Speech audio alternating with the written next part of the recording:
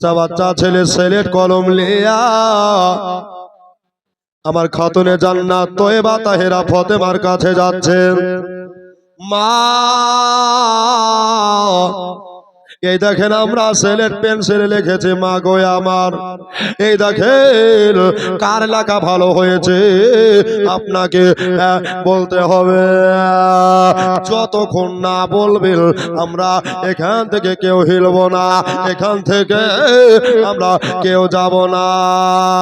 মা একবার হাসানের দিকে তাকাচ্ছে, একবার ইমাম হোসাইনের দিকে তাকাচ্ছে আর বলে আল্লাহ আমি যদি ইমাম হাসানের লেখা বলি তাহলে ইমাম হোসাইন কষ্ট পাবে, আর যদি আমি ইমাম হোসাইনের লেখা ভালো বলি তাহলে ইমাম হাসান কষ্ট পাবে। মওলা গো আমি মা কেমন করে বিচার করব, আমি মা কেমন করে ফয়সালা দেব, এটা মেনে নিতে পারবো না। এবার বাবা হযরতে ফাতেমা তয়্যেবা আবেদা ইনি বললেন ও বাবা শোনো গো, ওই দেখো তোমাদের আব্বাজান শেরে খোদা হায়দারে কাররার মুশকিলে কোসা হযরতে আলী রাদিয়াল্লাহু তাআলা আনহু বর্তমানে ইনি আছে রে বাবা। যাও তাড়াতাড়ি করে যাও, কার হাতের লেখা ভালো কার হাতের লেখা খারাপ তোমার আব্বাজান তোমাদের বলে দেবে। জোরে বলে সুবহানাল্লাহ। ইমাম হাসান হোসাইন রাদিয়াল্লাহু তাআলা আনহু আজমাইন এবার বাবা মনে বড় আশা নিয়ে চলে যাচ্ছেন সময়ের ও ব্রাদার মুআজ্জাজ। এবার কিনা হযরতে আলী রাদিয়াল্লাহু তাআলা আনহুর কাছে গিয়া বলে আব্বা হুজুর একটা প্রশ্নের আপনাকে উত্তর দিতে হবে, একটা প্রশ্নের এই আনসার দিতে হবে গো আব্বাজান। আলী বললেন বাবা বাচ্চা দুটো ইমাম হাসান হোসাইন বলো গো কি প্রশ্নের উত্তর নেবা, কি প্রশ্নের উত্তর দিতে হবে বলেন আব্বাজান। আমাদের দোনো ভাইয়ের হাতে আমরা সিলেটে লিখেছি, আব্বু গো কার হাতের লেখা ভালো এটা আপনাকে বলতে হবে। আব্বাজান একবার ইমাম হাসানের দিকে তাকায়, একবার ইমাম হোসাইনের দিকে তাকায়, বলে পরওয়ার আমি যদি বলি ইমাম হাসানের লেখা ভালো হোসাইন কষ্ট পাবে, আর হোসাইনের যদি বলে তাহলে ইমাম হাসান কষ্ট পাবে।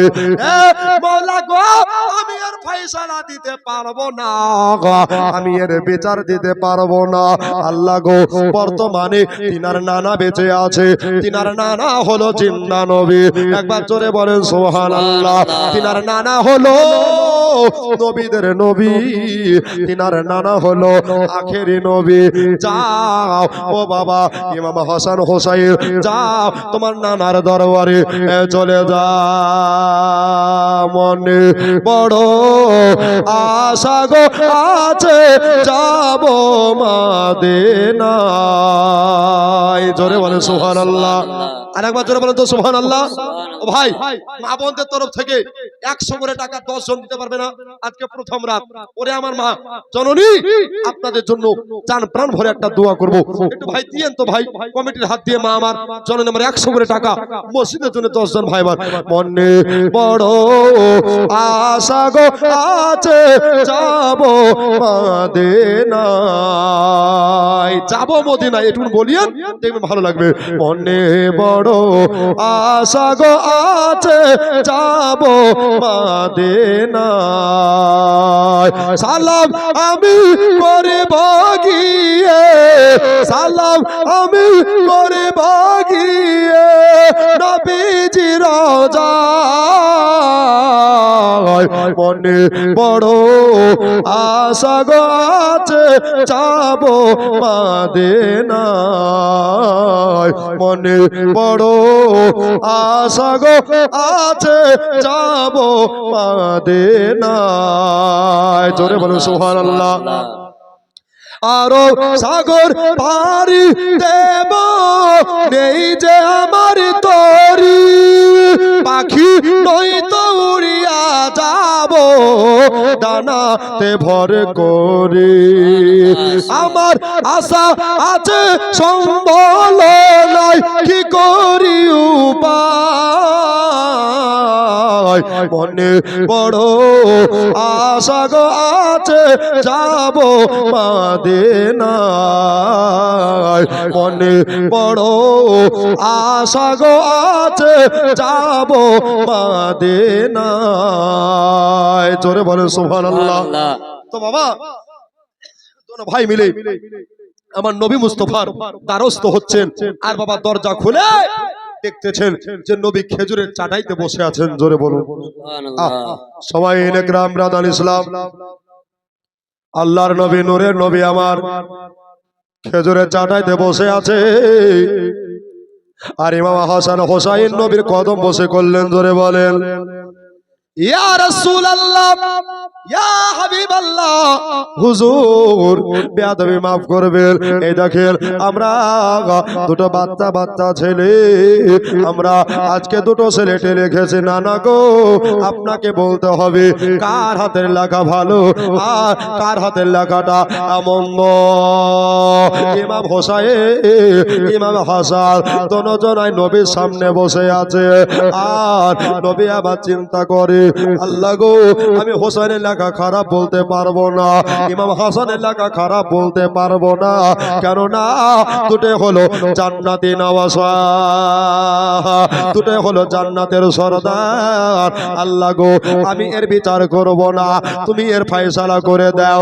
কেউ বলছে জান্নাতি আপেল কেউ বলছে জান্নাতি কমলা অনেক ইখতিলাফ রয়েছে বাবা। ইমাম হোসেন ইমাম হাসানকে আমার নবী মুস্তাফা সাল্লাল্লাহু আলাইহি ওয়াসাল্লাম আপনার কিনা এবার বাবা সিলেট খানা রাখতে বললেন আর রাখার পরে আপনার বললেন বাবা তোমরা বসে যাও। নবীর সম্মুখে বসে বললেন আর ফেরেশতা জিবরাইলের মারফত দিয়া আমার নবীকে বললেন ইয়া রাসূলুল্লাহ ইয়া হাবিবাল্লাহ নবী গো এই দেখেন এই সিলেটের উপরে চার আপেল পড়ে যাবে তার হাতের লেখা বেশি ভালো হবে। নবী আমার ইন্তজার করে।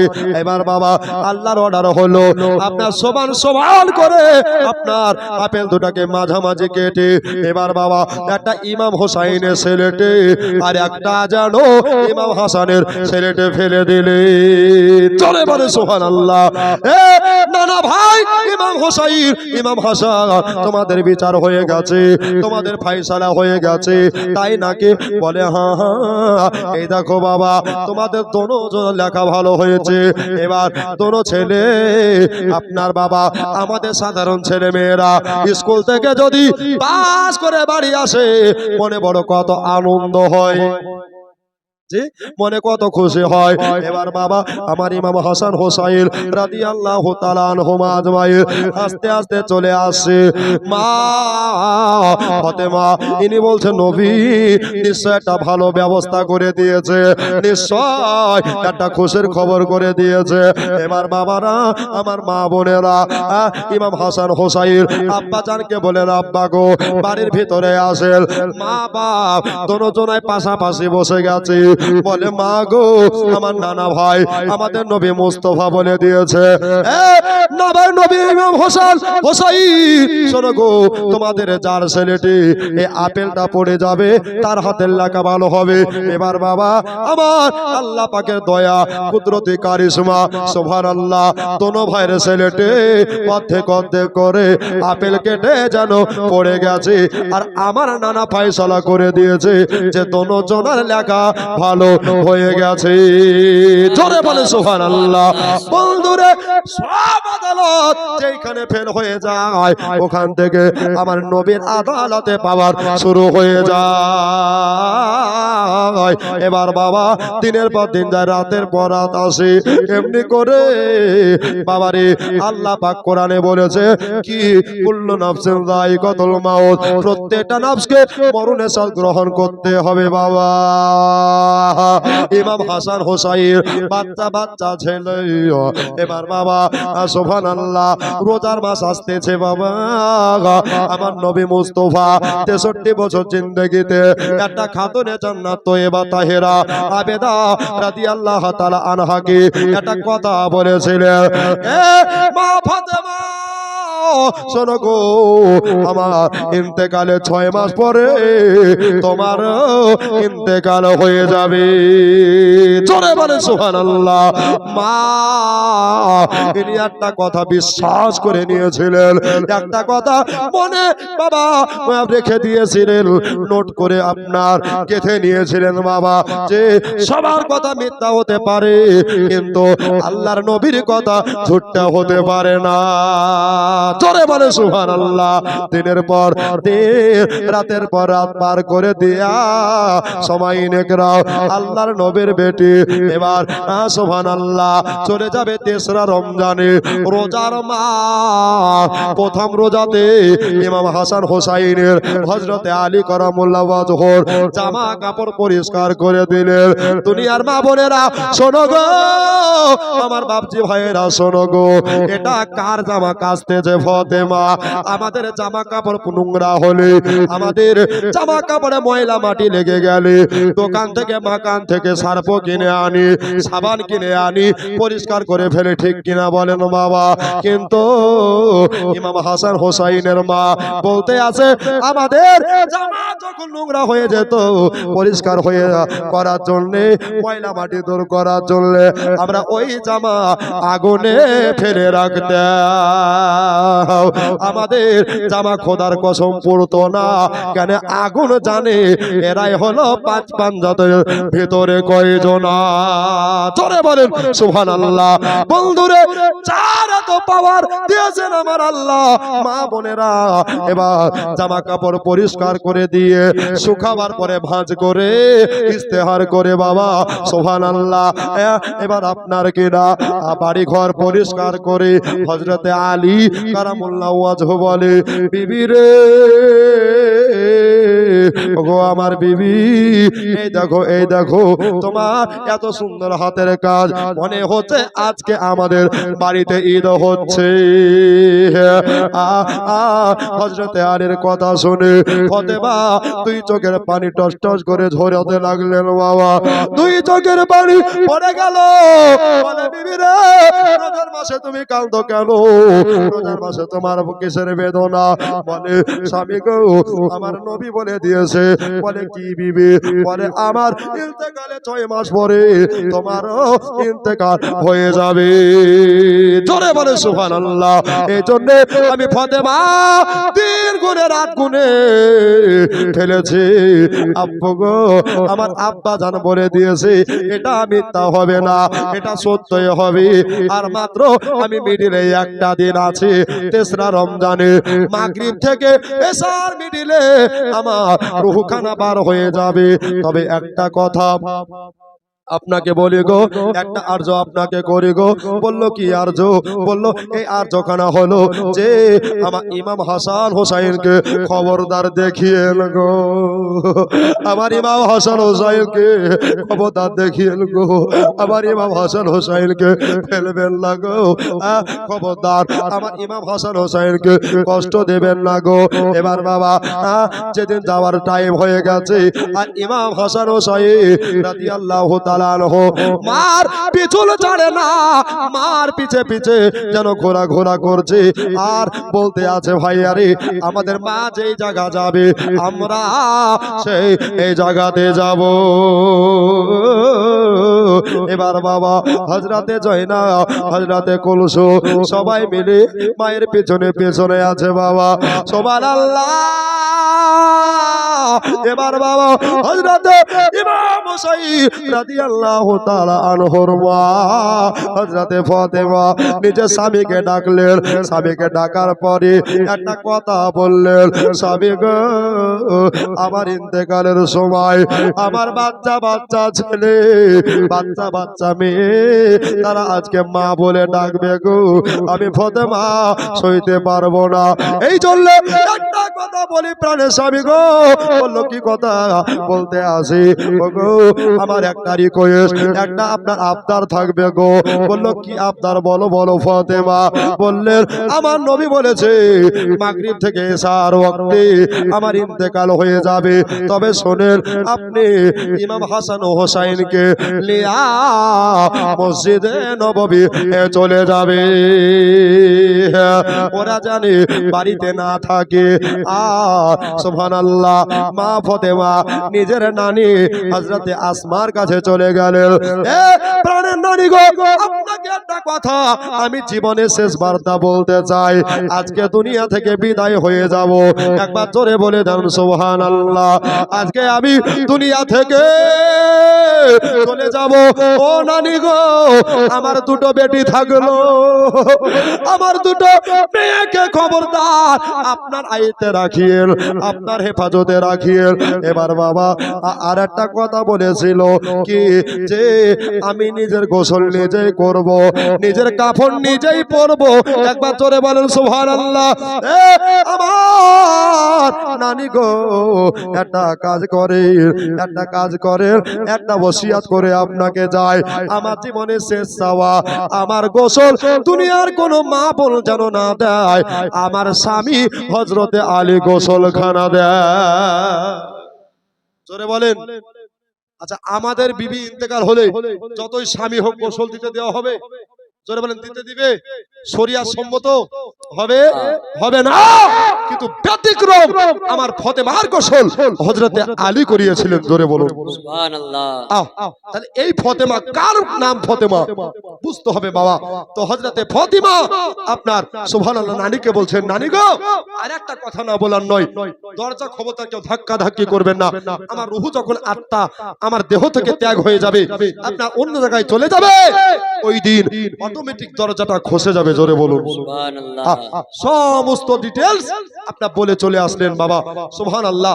এদিকে ইমাম হাসান হোসাইনকে মা জলবের মতো গোসল করিয়ে সুরমা লাগিয়ে পাঞ্জাবি পায়জামা টুপি পরিয়ে দিয়ে মা এবার বেটা বেটিকে কাছে ডাকলেন আর বারবার করে জয়নাবের হাতে চুমা খাচ্ছেন। জোরে বলুন সুবহানাল্লাহ। আচ্ছা, কেউ যদি হাতে চুমা খায় তো আমাদের প্রশ্ন জাগবে না? জাগবে না? জাগবে বাবা। চুমা কপালে খায়, গালে খায়, ঠোঁটে খায়, নাকি বলছেন? কিন্তু বাবা বারবার করে হাতে চুমা দিচ্ছে।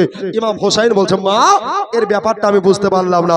সবাই আমরা জানিয়েছিলাম হযরতে ইমাম হোসাইন রাদিয়াল্লাহু তাআলা আনহু মা জননীকে জিজ্ঞাসা করতে লাগলেন, জননী মা আপনি বলে দেন, আপনি জানিয়ে দেন গো, একবার খবরখানা বলে দেন গো মা।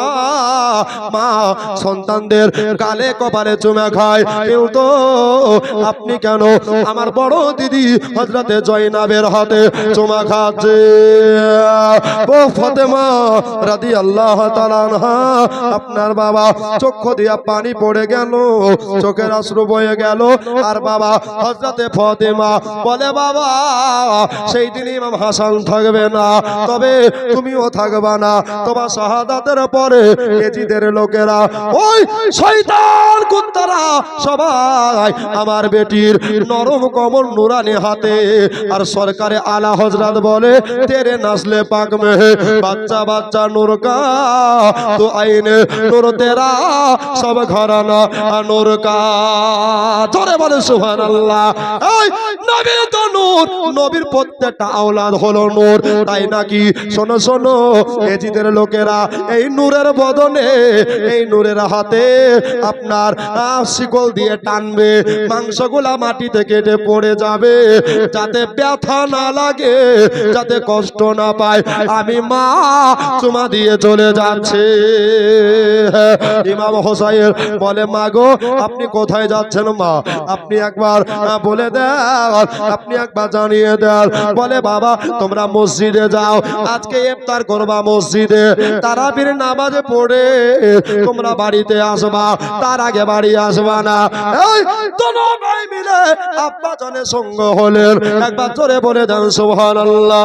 আব্বা জানের সঙ্গ লাভ করে এবার তারা বাবা মাগরিবের নামাজ খানা পড়লেন। কিছুক্ষণ পরে বাবা সুবহানাল্লাহ এদিকে আল্লাহ তাআলার অর্ডার হয়ে গেল। কি অর্ডার বলতে আছে খোদা গো ইয়া পরওয়ার কি বলতে আছে দেখেন বাবা এই মালিকুল মউত রে আজকে যাও আজকে ফাতেমার বাড়ি যাও আর ফাতেমার রূহখানা বার করে নিয়ে আসো এবার বাবা ইসরাইল ফেরেশতা ফাতেমার বাড়ি আসবে বাবা অনুমতির দরকার আছে জোরে বলেন সুবহানাল্লাহ দেখতে আসে দরজা বন্ধ করাই আছে এখানে একটা পয়েন্ট করবেন বাবা কি পয়েন্ট এখানে একটা কথা মাথায় রাখতে হবে আপনার আমার যখন ইন্তেকাল লেখা থাকবে যদি সৈয়দপুরে মাটিতে ইন্তেকাল থাকে তো মিজানুরকে এই জায়গায় মরতে হবে আর যদি কুন্ডি মাদ্রাসায় মরণ থাকে তো ওই জায়গাতে মরতে হবে যার যেখানে মৃত্যু আছে তাকে সেইখানে যেতে হবে এক সেকেন্ড এদিকও হবে না এক সেকেন্ড ওদিকও হবে না একবার জোরে বলে দেন সুবহানাল্লাহ তবে ফাতেমার বাড়িতে মালিকুল মউত আসবে এ যা যা তোদারের দরকার আছে আল্লাহ ফাতেমার বাড়ি যাব বলছো হ্যাঁ বলছে কোনোদিন ডর লাগেনি তবে আজকে ভয় ভয় লাগে জোরে বলে কোনোদিন ভয় লাগেনি তবে আজকে ভয় ভয় লাগে এই কত ব্যারিস্টার প্রফেসরের রূহ কবজ করলাম ভয় লাগলো না জোরে বলেন আজকে ফাতেমার জান কবজ করতে যাচ্ছি আমার ভিতর এখানে শুকিয়ে যাচ্ছে তো দেখছেন যে ভিতর থেকে দরজা বন্ধ আদা খলবাম কে বলছে আমি হলাম মালিকুল মউত জোরে বলো ফাতেমা বলছে আমি জানি যে আজকে আমার ওফাত হবে আজকে আমি দুনিয়া থেকে বিদায় নেব আজকে পর্দা নেব তবে একটা কথা মাথায় রাখো তোমাকে আমি ফাতেমা পারমিশন দেব না জোরে বলো তোমাকে পারমিশন দেব না তো আল্লাহকে বলছে ইসরাইল আল্লাহ গো ফাতেমা যে পারমিশন দেয় না তো বলছে ওই যতক্ষণ পর্যন্ত ফাতেমা পারমিশন না দিবে ওর কাছে যাওয়ার তোর অর্ডার থাকবে না জোরে বলো তাহলে আহলে বায়াত কাকে বলে ঠিক কিনা আহলে বায়াত নবীর ঘরানার দাম কত ঠিক কিনা তো ফাতেমা বলছেন আমি একটু আল্লাহর সঙ্গে কথা বলবো এদিকে বাচ্চা বাচ্চা ছেলে ইমাম হাসান ও হোসাইন রাদিয়াল্লাহু তাআলা আনহু বাবা মসজিদে বসে আছে এশার নামাজ পড়বে আর বাবা এদের ভিতরখানা আপনার মরিচ জ্বলা হয়ে জ্বলতে আরম্ভ করেছে জোরে বলুন এবার বাবা হযরতে ইমাম হাসান ইমাম হোসাইন রাদিয়াল্লাহু তাআলা আনহু আপনার গেরা দোনো ভাই গলা ধরে কাঁদছে ভাই আরে আমাদের কলিজায় যেন দাও দাও করে আগুন জ্বলে যাচ্ছে ভাই আমরা নানাকে হারিয়েছি আমাদের মনের অবস্থা ভালো নাই ভাই আরে তবে মনে হচ্ছে আজকে আমরা কাউকে হারিয়ে ফেলবো ভাই বাড়ি চলো আজকে তারাবির নামাজ পড়বো না বলছে ঠিক আছে আমি আব্বাজানকে বলে আসি এবার আব্বাজানকে কাছে চলে গেলেন আব্বার কাছে যাওয়ার পরে এবার বাবা হযরত আলীর হাত ধরে ইমাম হাসান হোসাইন বলে আব্বা গো আব্বাজান আপনাকে একটা কথা বলতে চাই আপনাকে একটা গুজারিশ রাখতে চাই বলল কি কথা বলে বাবু গো বাড়ি চলেন আমাদের মনের অবস্থা ভালো না আমাদের মন যেন খারাপ করে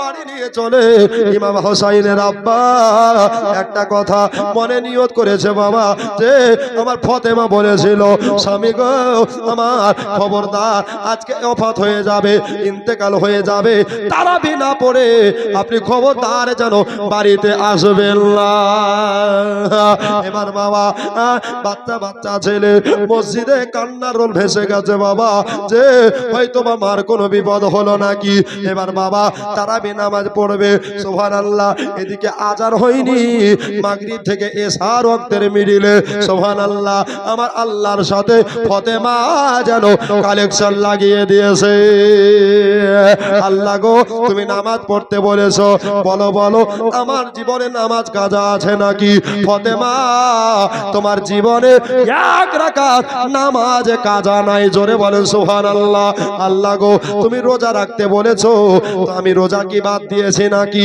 বলে না না না, তোমার জীবনে রোজা কোনো বাদ নাই।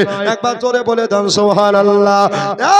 মওলা গো, তুমি পর্দা করতে বলেছো, আমি পর্দা করে আপনার বাদ দিয়েছি নাকি? বলে না না না, তুমি পর্দা করেছো ফাতেমা, তোমার কিনু কিছু তো কমতি নাই। একবার জোরে বলেন সুবহানাল্লাহ। ফাতেমা বলে আল্লাহ গো, আমি তোমার সব কথা মেনেছি, তোমাকে আমার একটা মানতে হবে। আল্লাহ, আমি তোমার সব মেনেছি, তোমাকে একটা কথা মানতে হবে। জোরে বলুন। আমার আল্লাহ বলছে বান্দারে, ফাতেমা বান্দি, বলো বলো কি চাও? তখন ফাতেমা বলছে আল্লাহ গো, ইসরাইলকে জান কবজ না করতে দিয়ে তোমার কুদরতি হাত দিয়ে আমার রূহখানাকে কবজ করে নাও। জোরে বলো সুবহানাল্লাহ। বাবা মারা গেছে, ছেলে রাত্রি বেলাতে সুবহানাল্লাহ 500 টাকা আহারে আল্লাহ ইনার আব্বা জানকে জান্নাতের মাকাম দান করুন, আমিন সুম্মা আমিন। বাবারে ভাইরা আমার দোস্তরা, এবার বাবা ফাতেমা বলছে আল্লাহ তুমি আমার একটা মানবা? বলছে কি? তোমার কুদরতি হাতে আমার রূহটাকে কবজ করবা। জোরে বলুন। আচ্ছা, এটা কি কেউ মেনে নিবে? জোরে বলুন, মেনে নিবে? নিবে না বাবা। তবে ব্যতিক্রম আমার মুস্তাফার বেটির, আমার মুর্তজার বেটির, আমার মুফাসসার বেটির, আমার মুর্তাজার বেটির রূহখানাকে আল্লাহ কুদরতি হাত দিয়ে কারিশমা দ্বারাই কবজ করেছিলেন। জোরে বলুন। আব্বা আমার ভাইয়েরা, সোনা মানিকেরা, এখন অবস্থায় এবার হযরতে জয়নাব, কুলসুম আর এদিকে আসমা চলে আসলেন। আর দেখতে আছেন যে দরজা খসে গেছে আর ফাতেমার ইন্তেকাল হয়ে গেছে। সকলে পড়ুন ইন্না লিল্লাহি ওয়া ইন্না ইলাইহি রাজিউন। এদিকে তারাবির নামাজ বাবা সমাপ্ত হয়ে গেছে। আর ইমাম হাসান হোসাইন রাস্তাতে আস্তে আস্তে আব্বা জানকে বলছেন আব্বু গো, আমাদের কলিজা আজকে মনে হচ্ছে ছাতুর মতো গুঁড়া হয়ে যাচ্ছে। আব্বু গো, মনে হচ্ছে আমাদের কাঁচের মতো টুকরা টুকরা হয়ে যাচ্ছে। আব্বা বলেন তো মার কিছু হলো নাকি? এবার বাবা সুবহানাল্লাহ হযরতে আলী কারামুল্লাহ হুজুর দুটো বাচ্চা ছেলেকে নিয়ে বুকখানে ভরে বাবা সুবহানাল্লাহ বলছে বাবু বাড়ি চলো, বাড়ি চলো, আর বিলম্ব করা যাবে না। এবার বাড়িতে গিয়ে ইমাম হাসান হোসাইন মা মা বলে ডাক দিচ্ছে। বাবা মা সব শুনতে পায় কিন্তু আর বাবা সাড়া দিতে পারে না। ইমাম হোসেন বলছেন আল্লাহ গো, আমার মাকে রাত্রি 12টায় ডাকলে একবার কত সাড়া দিত বেটা বলে, কিন্তু আজকে আমার মাকে কথা বলে না। সবাই নেকরাম, আমার মা বোনেরা, হযরতে ইমাম হাসান, হযরতে ইমাম হোসাইন রাদিয়াল্লাহু তাআলা আনহুম আজমাইন মা মা বলে ডাকতে আসে, মা বলে জানো কাঁদতে আসে। মা কেন কথা বলে না? মা কেন কার্য করে না? আমাদের আগে থেকে মনটা ভরে ছিল, তবে আমার মার কি হয়ে গেল?